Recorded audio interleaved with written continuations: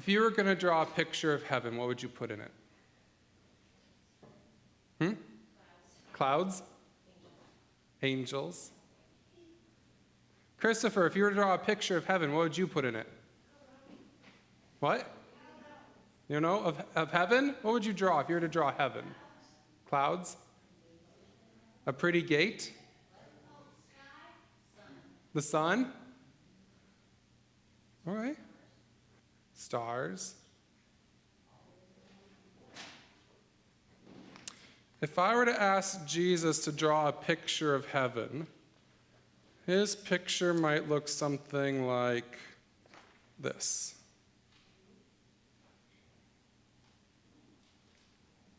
Does that look like your picture of heaven?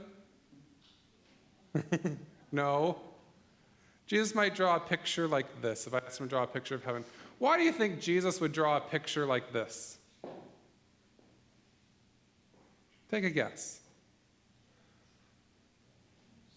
What? Bread of life.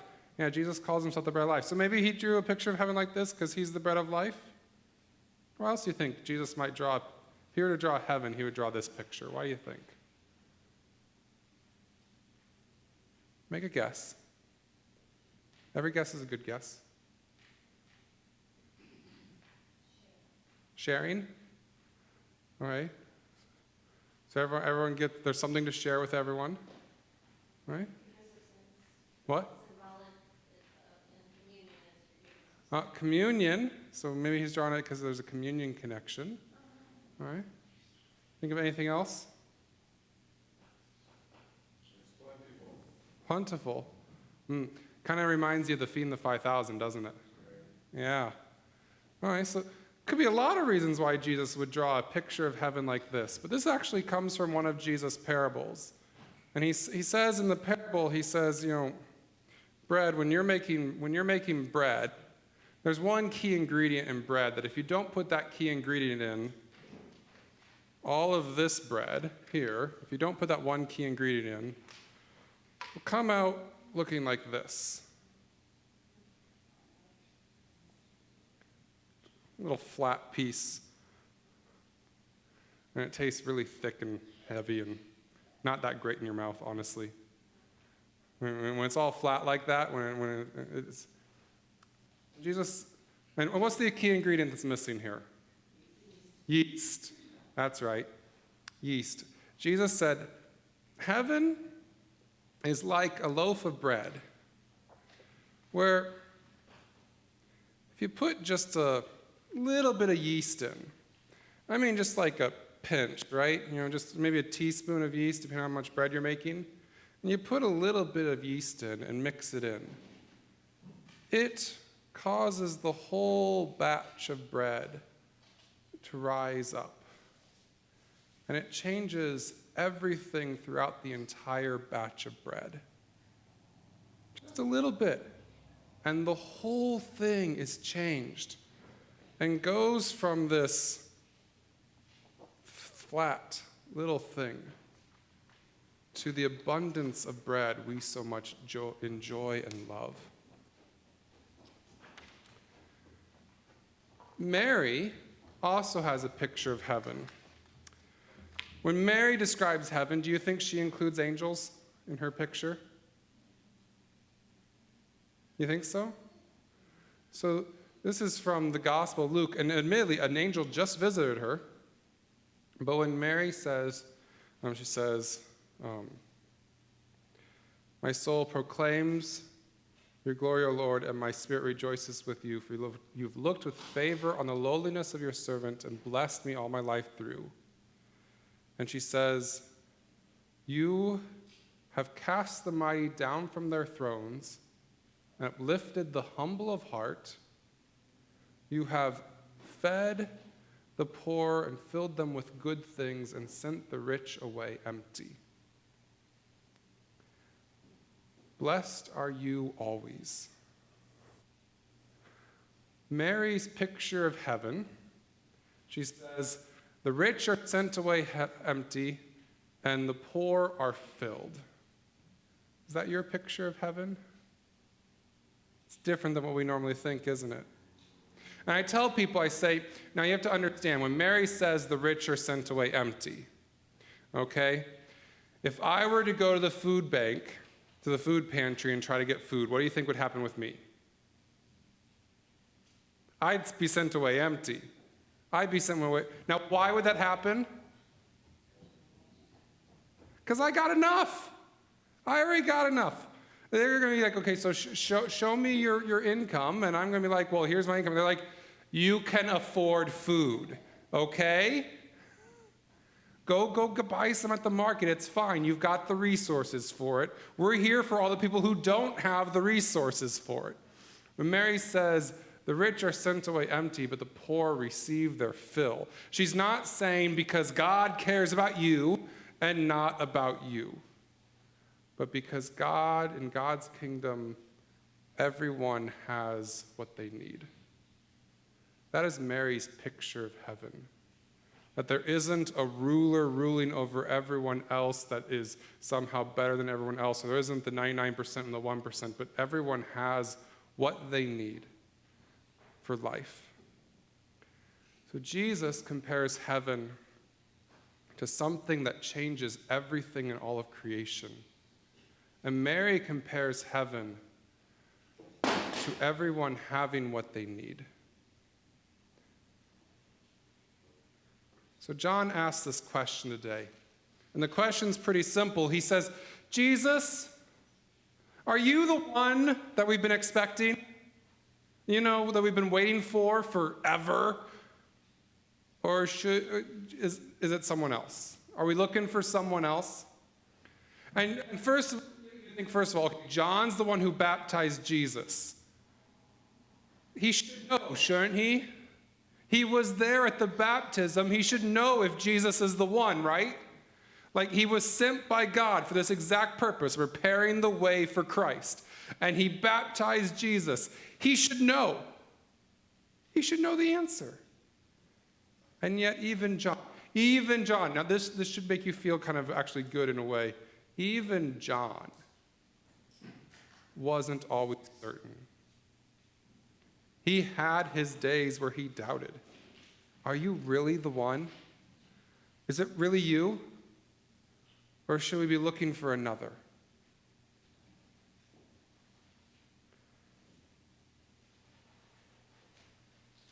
We all understand that question. We all feel that way once in a while. Because for John, quote from the Santa Claus, seeing's not believing, believing is seeing. John's like, that's not good enough for me. The proof is in the pudding. Show me that you're the one. Basically, John's asking, is heaven for real? And Jesus' answer is pretty simple. It's not some revelation like John of Patmos had, this big visionary thing with beasts and monsters and whatnot. And it's not some vision like Colton Burpo had when from the book Heaven is for Real. It's not some vision like that. It's not clouds and wings and angels and all that stuff. Jesus answers John, well, the blind are receiving their sight. The lame are walking, the deaf can hear, the poor have good news brought to them. Things are being made better in this world right now.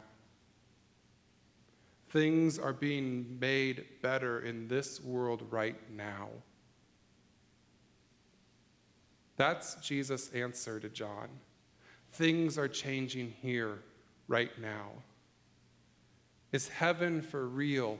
And Jesus' answer throughout Scripture is not an image of angels someday in the future or maybe hopefully after a very long time and whatnot, we end up in heaven and we're blessed. Jesus' vision of heaven is something that is mixed into the very essence of creation, that given enough time will cause goodness to multiply throughout the whole universe. Jesus' vision of creation is one where a little bit of something good will make the whole thing a whole lot better. The proof is in the pudding. One of the reasons people tend to leave the church is because they look at the church and they say, is this really what we're supposed to be believing, or should we be believing something else? And what they want to see is they want to see the things Christ named. They want to see that little bit of good that is making the whole thing a whole lot better. Things like just simple things even. Like this afternoon after the second service, and we're going to go caroling to our homebound members. And these people are going to have the good news of Christmas brought to them. And they are going to smile, and you're going to see Edith Cunningham at 104, and she's going to sing Christmas carols with us because she loves Silent Night. And she will not sing very well, and she will sing louder than everyone else, and she will be off pitch and off rhythm, and you'll have to try to keep your place in the song, even though she is singing something almost, the right words, but everything else is going to be wrong. And it's going to be okay, because she's going to be happy, and it's going to be wonderful, and we're going to bring her joy. That is that little bit of good that makes the whole loaf better. But there's bigger things too. I found out there's this church in Phoenix, and what they're doing is they found out that the state of Arizona and ICE were dropping off asylum seekers in the middle of the city, in the middle of just a random street in the city, and just dropping them off there and leaving them to go fend for themselves from then. So people who came to the Mexican border sought asylum. They brought them into Phoenix, dropped them off, and said good luck, with nothing to their name. And this church went to the state of Arizona and to ICE and said, can you drop them off at our church instead? Instead of dropping off at that random location over there, can you just make the random drop-off location our church? Okay? And now this congregation, and they're working with the other congregations in the synod, they brought other congregations in, they've got over 100 volunteers every single week for the past 8 months now, working to help find asylum seekers places to live and getting them the very basics they need to get on their feet so that they're not a drag on the system, but they're able to be part of our society while they're here. That's a little bit of good. Makes the whole thing so much better. One of the ministries our church does is something called YAGM. It's called Young Adults in Global Mission. It's for young adults 21 to 29, and we send 25 to 75 young adults every year, all around the world. My roommates, when I was in seminary, one of them went to Argentina, and one of them went to, I think, Uruguay. I forget exactly, but they went and spent a year doing mission work around the world. And mission work didn't necessarily mean like going around and preaching sermons and doing revivals, but going there and finding whatever little bit of good they could do and doing it to make that area a whole lot better. And maybe that little bit of good was teaching math. Maybe that little bit of good was babysitting the kids so the parents could work. Whatever they found to do, and they were given some guidance and some help, but to be a part of that community and find out what good does that community need.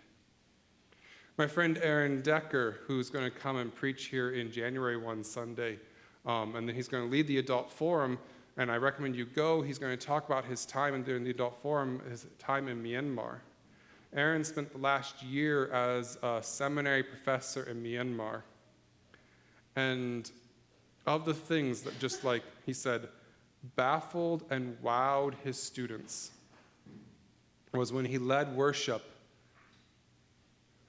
and he had a pitcher of water and he poured water into the font. That simple, that thing we do when we get the big font and we have them all pouring water. He poured water in. They talked about that for months. They had never seen that before. They said, we didn't know we could do that in worship. And it was powerful for them to see this. I don't know why, but something connected them theologically. And deep in their souls, they found Christ in a new way. And Aaron, that little bit of good, he got paid $3,000 for the whole year because that's salary in Myanmar versus the United States. Okay? So he basically And he came back and had to spend $1,000 to fix his car after it sitting there for a year. And then the cost of travel to get there and back, he spent his whole paycheck just doing the job. But that little bit of good, and you come listen to him in a month, and he's going to tell stories about how that changed things for the people there. When Jesus describes heaven, he doesn't describe somewhere far off. He rarely mentions clouds or angels. He says heaven is when that little bit of good enters this world and makes the whole thing a whole lot better.